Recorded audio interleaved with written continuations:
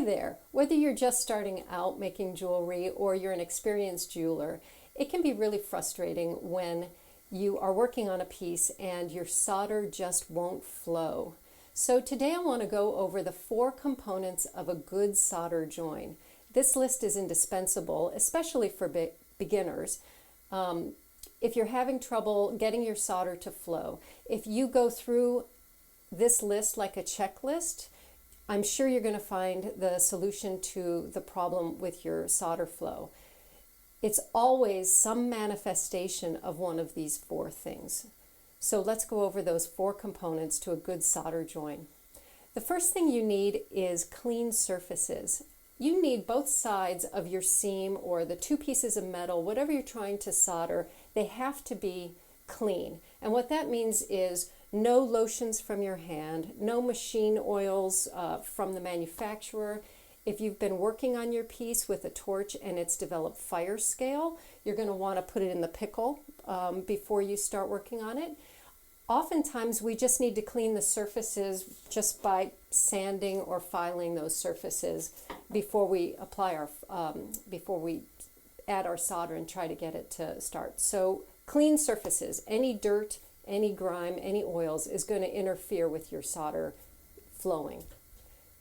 The next thing that you need for a good solder join is flux. So you may have heard the phrase, no flux, no flow. So you're always going to need some flux. This is paste flux, but there's also liquid fluxes. There's a lot of different kinds of flux out there. And what flux does is wherever you paint flux on your piece, when you put your torch to that metal, the flux is going to inhibit any oxidization. That means it's going to prevent fire scale. Fire scale, if you recall, is like a very deep tarnishing that happens immediately when you put your torch to the metal. So if you have flux in place, it's like buying yourself some time, keeping that area clean. No flux, no flow. If you don't have flux, your torch is going to create fire scale almost immediately. And then it brings us back to component number 1, which is clean surfaces, right? You need the clean surfaces. So flux is going to help you with the keeping that area clean from fire scale while you're using your torch. The third component to a good solder join is light, tight seams. So what that means is when you have 2 pieces of metal that are going to get soldered together, you need to prepare that join in such a way that you have practically no light coming through the 2 sides.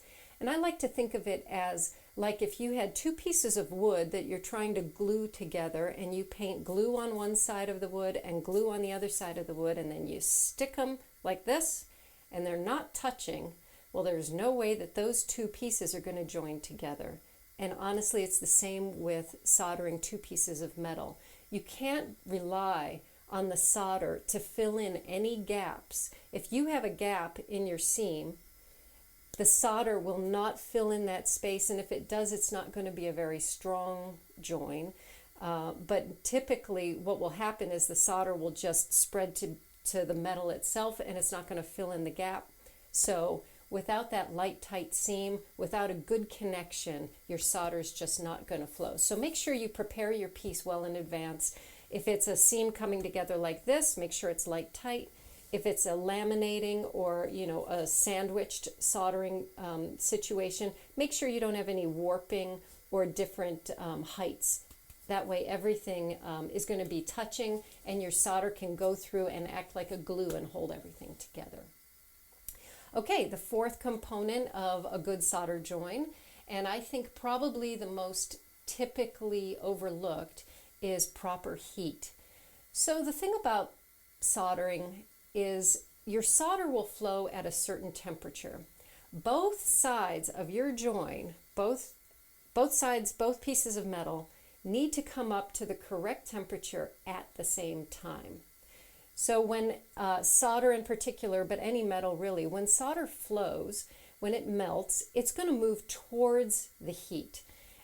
So if you have 2 sides that you're trying to solder together and you have your torch on your piece in such a way that only one side gets up to temperature, the other side is cold, you're going to maybe melt that that solder, but it's only going to go onto the hot side. It won't stick to both sides, because if one side is too cold, the solder's not going to flow towards it. It flows towards the heat. If you bring both sides up to temperature at the same time, when that solder flows, it's going to go to both sides and it's going to create the join that you're looking for.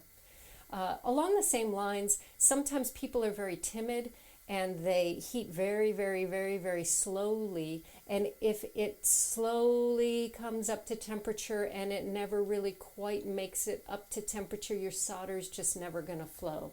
You've got to get in there and be controlled, but be assertive and get things up to the correct temperature to get that solder to flow, and make sure both sides get the proper heat at the same time. So that's probably the trickiest part of those 4 components. So I would say if your solder is not flowing to make a good join, and you're not sure and you're frustrated with how it's going, come back to this list of 4 things and see if you've got all of those things in place. And before you know it, I bet your solder will start flowing and you will be on your way. So thanks for listening, and happy jewelry making.